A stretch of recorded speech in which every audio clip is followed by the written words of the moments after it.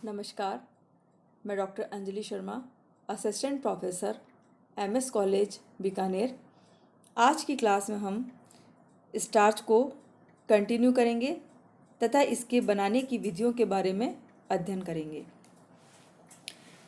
Starch तैयार करने की दो विधियां होती है। एक विधि है हॉट प्रोसेस अर्थात गर्म विधि तथा दूसरी विधि है कोल्ड प्रोसेस से बनाना अर्थात ठंडी विधि द्वारा स्टार्च का निर्माण करना। सबसे पहले हम बात करते हैं हॉट प्रोसेस की। एक बर्तन में ठंडे पानी में स्टार्च, बोरेक्स एवं मोम मिलाकर पेस्ट बना लेते हैं। इस पेस्ट में अति शीघ्रता से खौलते हुए पानी डालते हैं तथा लगातार हिलाते रहते हैं जब तक कि समस्त मिश्रण का घोल पारदर्शी न बन जाए। घोल पारदर्शी तभी बनता है जब पूरे स्टार्च के कण फूलकर फट जाते हैं। इस प्रकार का स्टार्च कोलाइडल घोल तैयार हो जाता है। इस कोलाइडल घोल में शीघ्रता से इतनी ही मात्रा में ठंडा जल डालते हैं तथा चुटकी भर नमक मिला देते हैं। समस्त मिश्रण को हिलाकर एक सार कर लेते हैं। नमक डालने से कलफ चिपचिपा नहीं रहता है और वस्त्र पर आयरनिंग सरलता से हो जाती है। अब वस्त्र कलफ देने के लिए तैयार हो जाता है। वस्त्र के तहों को अच्छी प्रकार से खोलकर तैयार कलफ में एक बार भीतर डुबाना तथा पुनः ऊपर उठाना चाहिए। इस क्रिया को तब तक दोहराया जाना चाहिए जब तक कि संपूर्ण वस्त्र कलफ से पूर्णतः संतृप्त ना हो जाए। वस्त्र को निचोड़कर सुखा लेना चाहिए।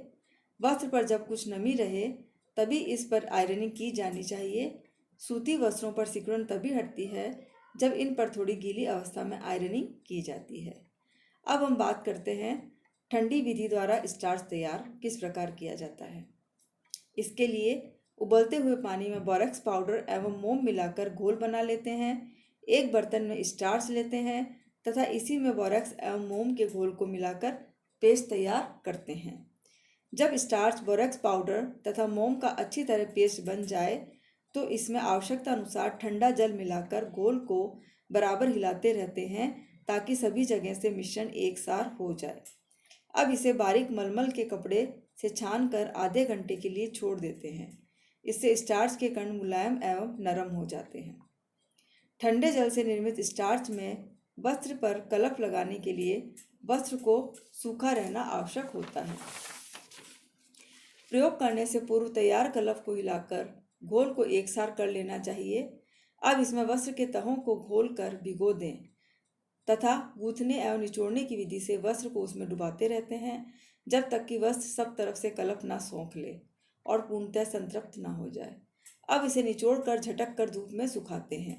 जब वस्त्र में थोड़ी सी नमी रह जाती है तो धूप से हटाकर इस पर गर्म आयरनिंग करनी चाहिए। ठंडी विधि से निर्मित स्टार्च से वस्त्र पर अत्यधिक कड़ापन आ जाता है, अतः इसका प्रयोग तभी करना चाहिए जब वस्त्र को अधिक कड़ा करने की आवश्यकता हो, जैसे कफ, कॉलर, टोपी, फ्रिल, मलमल, वॉयल आदि। एडवांटेजेस ऑफ स्टार्चिंग अर्थात कलफ देने से लाभ। वस्त्र पर कलफ लगाने से इनमें कड़ापन, ताजगी, नवीनता, नमनीयता एवं चमक आ जाती है। कलफ वस्त्रों पर कड़ापन लाता है जिससे लुझलुझे वस्त्र कड़े हो जाते हैं। कलफ देने से आयरनिंग अच्छे प्रकार से हो जाती है तथा वस्त्र अपना सही आकार ले लेते हैं। व्यवस्थित रूप से प्लीट्स या सल लिए गए वस्त्र सुंदर एवं आकर्षक लगते हैं। कलफ देने से वस्त्र की रचना के मध्य के रिक्त स्थान भर जाते हैं जिससे वस्त्र की रचना सघन हो जाती है। कलफ लगे वस्त्र शीघ्रता से गंदे नहीं होते हैं क्योंकि इनकी सतह चिकनी होती है। फलतः धूल कण एवं अन्य गंदगी फिसलकर नीचे गिर जाती है। कलफ लगे वस्त्रों की सफाई धुलाई भी आसानी से संपन्न हो जाती है क्योंकि धूल कण एवं अन्य गंदगी वस्त्र से बाह्य सतह पर ही फंसे रहते हैं, अतः अति शीघ्रता से कम परिश्रम से ही साफ हो जाते हैं। कलफ लगे वस्त्रों पर जल्दी सिकुड़ने एवं सलवटें नहीं पड़ती। कलफ किए गए वस्त्र पहनने में अत्यधिक सुंदर, आकर्षक और स्मार्ट लुक देते हैं, जिससे व्यक्तित्व में निखार आता है। कलफ लगे वस्त्र जो धोने पर पुराने वे वस्त्र जो धोने पर पुराने, बेजान, छिद्रदार, लुजले हो जाते हैं, उन्हें भी कलफ के प्रयोग से जीवंत, नवीन, सघन एवं ताज़ा बनाया जा सकता है। उनमें पर्याप्त कड़ापन आ जाता है, फलतः वस्त्र पुनः प्रयोग के काबिल हो जाता है।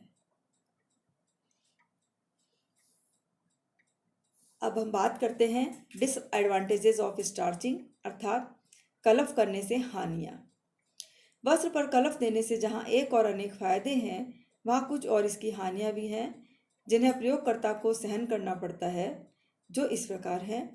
कलफ लगे वस्त्र पर फफूंद, जीवाणु एवं कीड़े को अपनी ओर शीघ्रता से आकर्षित करते हैं, जिससे उन पर कीड़े और फफूंद लग जाते हैं।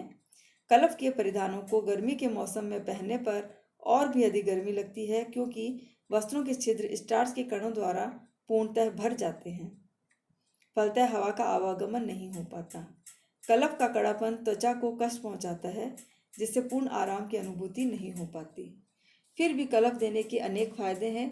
इन फायदों के सामने इनकी कमियां नगण्य सी है, अतः इन्हें नज़रअंदाज किया जा सकता है और कलफ की कम मात्रा का प्रयोग करके इनके अधिक दोषों को छुटकारा पाया जा सकता है।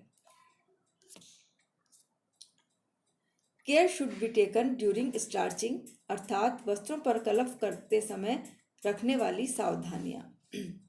कलफ में थोड़ी सी बोरक्स डाल देने से वस्त्र की चमक में वृद्धि हो जाती है। वस्त्र ठीक प्रकार से अच्छी तरह साफ होना चाहिए। यदि वस्त्र सूखे हों तो कड़ापन अधिक आता है, क्योंकि सूखे वस्त्रों को कलफ के घोल को सोखने की अधिक क्षमता होती है।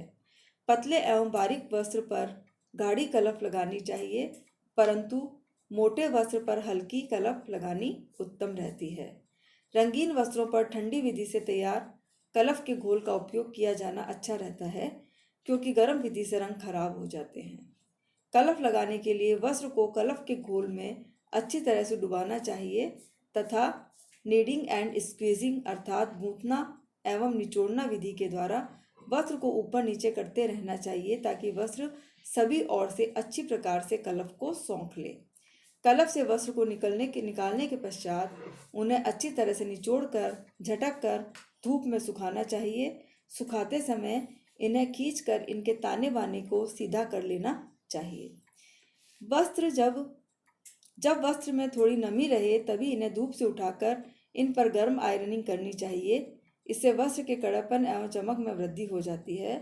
पूर्णतः सूखे वस्त्रों पर पुनः पानी से गीला करने के बाद आयरनिंग करने से कड़ापन में थोड़ी कमी आ जाती है।